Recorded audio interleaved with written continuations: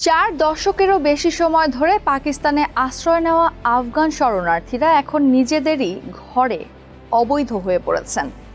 1979 সালে সোভিয়েত আগ্রাসনের পর থেকে লাখো আফগানি সীমান্ত পেরিয়ে পাকিস্তানে আশ্রয় নিয়েছিলেন।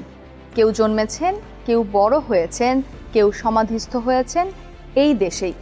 অথচ এখন পাকিস্তান সরকার তাদের অবৈধ বিদেশি ঘোষণা করে দেশ ছাড়ার নির্দেশ দিয়েছে। এতে নতুন করে অনিশ্চয়তায় পড়েছে প্রায় 20 লাখ আফগান শরণার্থী।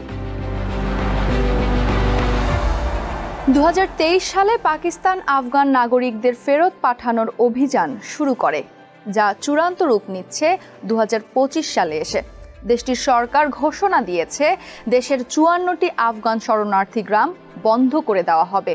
এতে কোহাট, পেশোয়ার, বেলুচিস্তান ও করাচির মতো এলাকায় বসবাসরত শরণার্থীদের জীবনে নেমে এসেছে ভয়াবহ অনিশ্চয়তা। দীর্ঘকাল ধরে পাকিস্তান আফগানদের আশ্রয় দিয়েছে, কিন্তু সাম্প্রতিক বছরগুলোতে ক্রমেই তিক্ত হয়েছে দুই দেশের সম্পর্ক।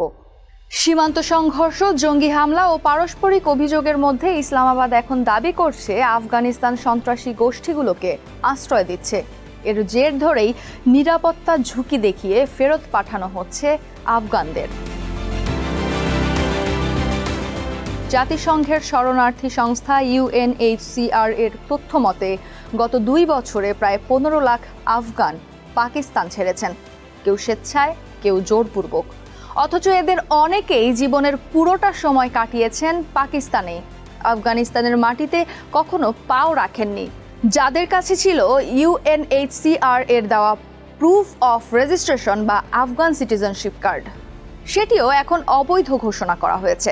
ফলে তাদের শিক্ষা, চিকিৎসা কিংবা ব্যাংক সেবার মতো মৌলিক সুযোগও বন্ধ হয়ে গেছে। শরণার্থীদের অনেকে জানান তারা এখন দ্বিগুণ সংকটে পড়েছেন। পাকিস্তানে তারা অবৈধ, আর আফগানিস্তানে ফিরলে পাকিস্তানি তকমা নিয়ে সন্দেহের চোখে দেখা হবে। দুই দেশের রাজনৈতিক সম্পর্কের টানাপোড়েনে সাধারণ আফগান পরিবারগুলো এখন পরিণত হয়েছে কূটনৈতিক দাবার গুটিতে। অন্যদিকে মানবাধিকার সংস্থাগুলো বলছে পাকিস্তান যে দীর্ঘকাল ধরে আফগানদের আশ্রয় দিয়েছে সেটি এক মানবিক দৃষ্টান্ত, কিন্তু এখন হঠাৎ তাদের উচ্ছেদ করা মানবাধিকারের পরিপন্থী। আন্তর্জাতিক মহল দাবি তুলেছে যে কোনো প্রত্যাবাসন প্রক্রিয়া হতে হবে ধীর গতির, স্বেচ্ছায় এবং নিরাপদভাবে। কোহাট অঞ্চলের 7টি শরণার্থী গ্রামে একাই 1 লাখের বেশি মানুষ বসবাস করে। তাদের বেশিরভাগই জানে না ভবিষ্যৎ কোথায় যাবে। কেউ বলছেন আফগানিস্তানে ফিরে গিয়ে বাড়িঘর গড়বেন, কিন্তু সেখানেও নেই কাজ বা নিরাপত্তার নিশ্চয়তা। অন্যদিকে পাকিস্তানে তখন তাদের পরিচয়পত্র বাতিল, চিকিৎসা বা শিক্ষার প্রবেশাধিকার বন্ধ। আফগান শরণার্থীরা এখন তাই প্রশ্ন তুলেছেন, আমরা কার নাগরিক? আমাদের ঘর কোনটা?